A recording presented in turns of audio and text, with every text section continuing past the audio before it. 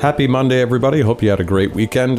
Today I wanted to give you something to work on that hopefully you will find exciting and instructive. I'm actually going to go through 10 different levels of this one basic idea.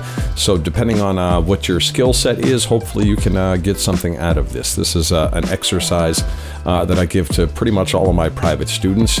It's what I call the Juggler, and it's based around using 3 different types of kind of physical activity as a musician and being able to juggle multiple things at the same time. We want to focus on using our foot to keep time, okay? Using our hands on the instrument to actually play a rhythm figure and do strumming, but also use our voice to interact with that. And it's one of the things a lot of people tend to forget about is that, you know, the voice is one of the best instruments to actually help you become a better guitar player. So here is where we want to start with level 1 of the Juggler, okay?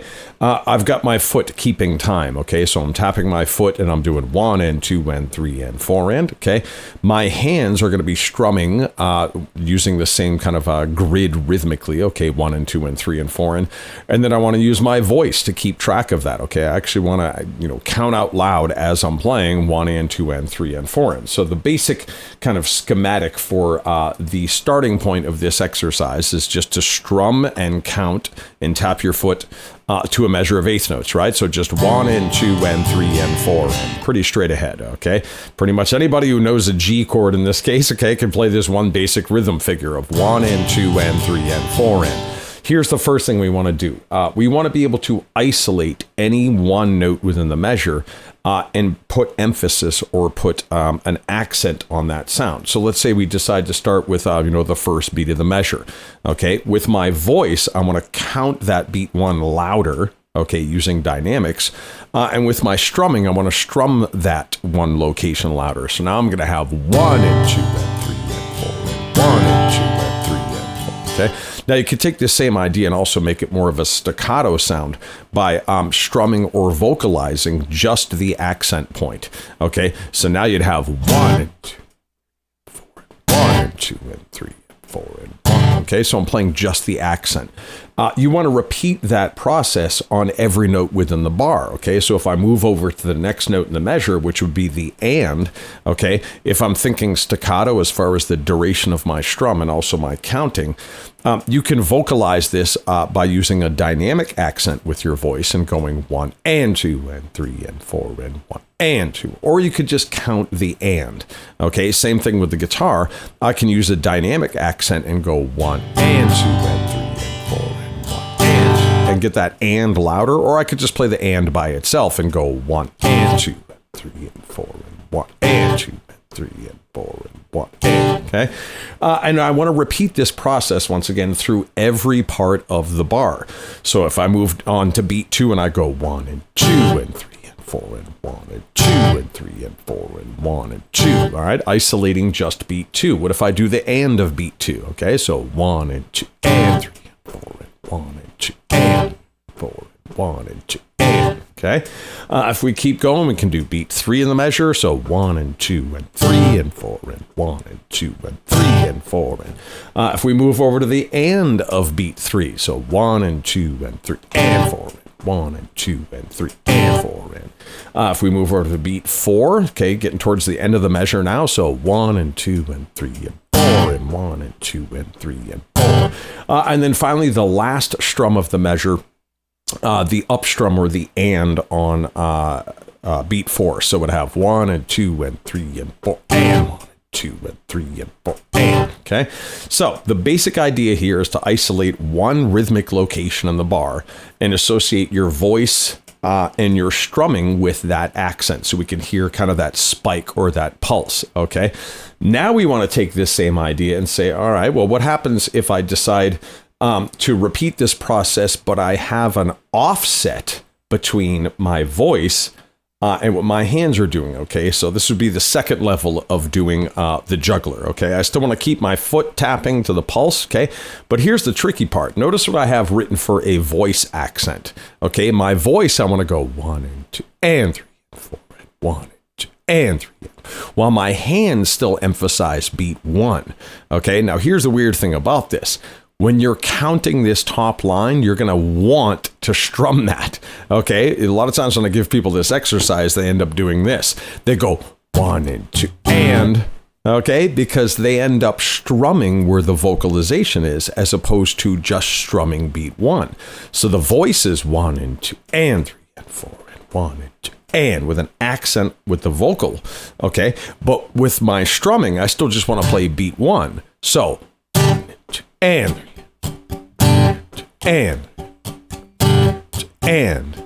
so I can hear the spike with my voice as being a separate behavior than the actual strum, okay? What would happen if I decided to flip that, okay? What if I put the accent with my voice on 1? So now I'm going to vocalize 1 and 2, 3 and 4, 1 and 2. But now my accent with the strum is going to be the and of 2, okay? What usually happens with this one? When your voice goes 1, there's a tendency to want to 1 and actually strum, but we don't want to do that. We want to go 1, 2, 1, 2, 1, 2. So I've got two different pieces of rhythmic activity happening at the same time. And this is usually what happens in most music, where you have multiple instruments having different kinds of rhythmic behavior where they don't always align with each other, right? Sometimes you end up with accents in one instrument not aligning with another. And the great thing about this exercise is that it forces you to think of your voice as, what if your voice represents another instrument in the band? Okay. In other words, let's say the horn player, the sax player in the band is playing an accent on beat 3, while your guitar part is playing an accent on the and of 1. Okay. Using your voice to simulate the accent or the behavior of another instrument in the band makes you more aware of what's happening around you. So you're not just listening to your part, but you're hearing how your part interacts with somebody else's part. So here's my voice emphasis. Okay. So 1 and 2 and 3 and 4 and 1 and 2 and 3 and 4. But my hands are going to do 1 and 2 and 3 and 4 and 1 and 2. So 1 and 2 and 3 and 4 and 1 and 2 and 3 and 4 and 3 and 4 and 1 and 2. 3 and 4. Okay. So we have to be able to separate what our hands are doing physically from what our voice is doing as an accent. And of course, you could also take that one and switch it around. What if I use my voice to do the accent on 1?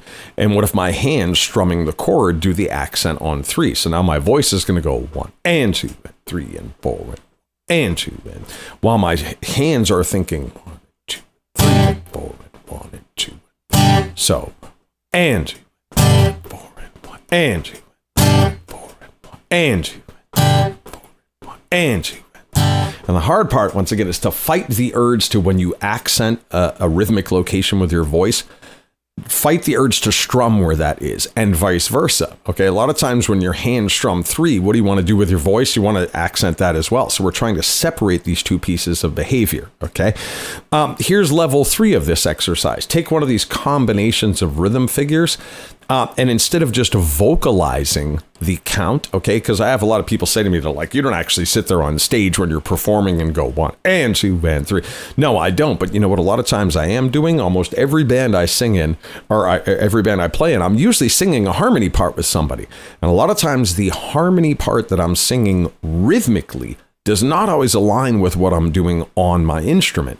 So what if we replace this top line, where instead of going 1 and 2 and 3 and 4 and 1 and 2, okay, what if I replace that with just a note that I want to sing? And can I do that while still playing the same rhythmic location with my chord? Okay, so if my hands are doing 1 and 2 and 3 and 4 and 1 and 2 and 3, okay, and my vocal accent used to be 1 and 2 and 3, okay, I'm going to replace that vocal accent with, instead of saying and, okay, I'm just going to take, all right, I'm playing a G chord, I'm just going to take one of the notes inside of this chord. Let's say I take that note, okay, and now I want to sing that, so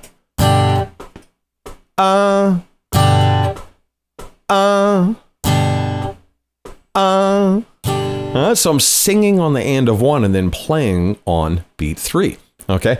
Now that vocal note, once again, can be any note within the side of the chord. So if, once again, I'm playing this G chord, let's say I use the open D string, same idea. So ba,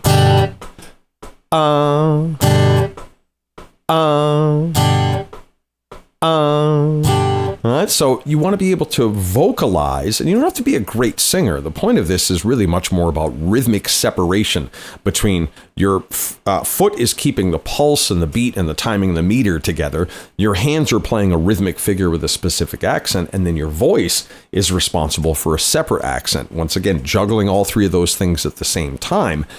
It's a real challenge, especially when we start to do this. What if we played multiple accents within the measure? Okay, in other words, instead of isolating one note within the bar to accent, what if we build a rhythmic figure to create multiple accents? Okay, so this would be level 4 of this. Okay, now I'm going to go back to just counting again. Okay, here's what my voice is going to do: 1 and 2 and 3 and 4 and 1 and 2 and 3 and 4 and 1. Those are my accents. And I'm going to do the same thing with my hands. So 1 and 2 and 3 and 4 and 1 and 2 and 3 and 4 and 1 and 2 and 3 and 4 and 1. Okay? What if I replace that counting 1 and 2 and 3 and 4 and with a note in the chord? Ba. Okay? So ba, ba, ba, ba, ba. This isn't too bad, once again, when the rhythmic activity of both parts are the same. I'm vocalizing these accent points and I'm strumming these accent points.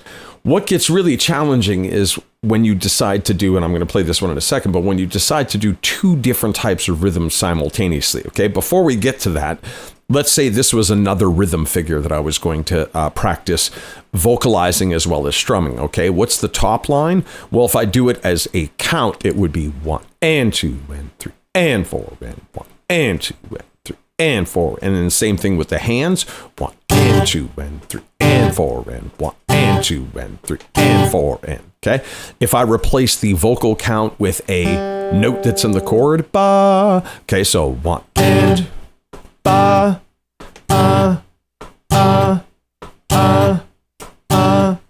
so I've got vocal activity and guitar activity aligning because the rhythmic behavior is the same. Okay, when we get to level 5, now we actually want to put together two different rhythmic figures at the same time. So now I'm going to have the voice doing one kind of accent pattern while my hands do a different accent pattern, and I have to be able to organize these two types of behavior at the same time. So if I start with the voice emphasis or the accents with the counting, I would have 1 and 2 and 3 and 4 and 1 and 2 and 3 and 4 and that's the vocal accent, but the guitar accent is going to be 1 and 2 and 3 and 4 and 1.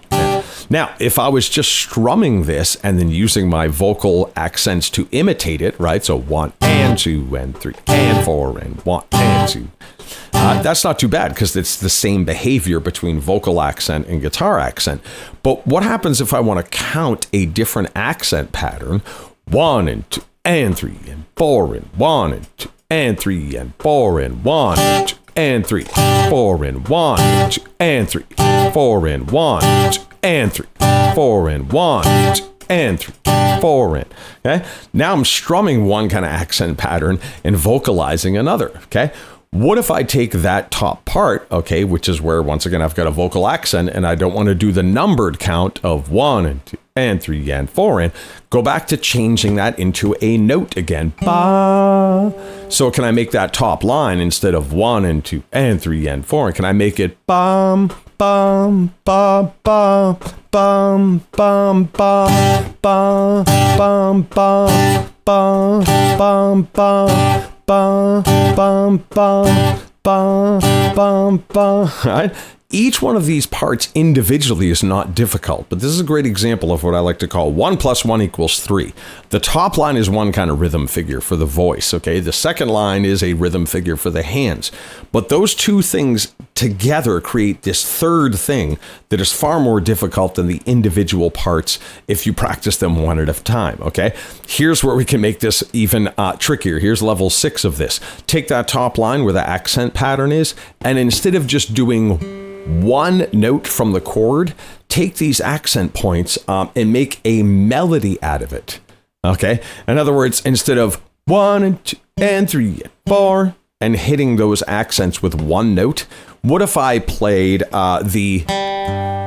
I vocalized the root of the chord to the 5th of the chord to the 3rd of the chord chord. So instead of bum, bum, bum, what if I want to vocalize dum, dum, da, dum, dum, da, dum. And once again, picture this as, what if this is something that somebody else in the band is doing, and you want to hear what your guitar part feels like in relation to somebody else's part? In other words, if your responsibility in playing the song is this bottom line, which is 1 and 2 and 3 and 4, can you hear the context of your part against somebody else's part? Ba, ba, ba, ba, da,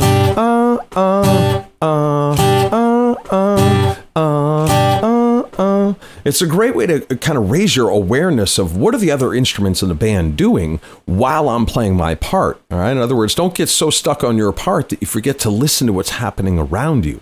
Okay.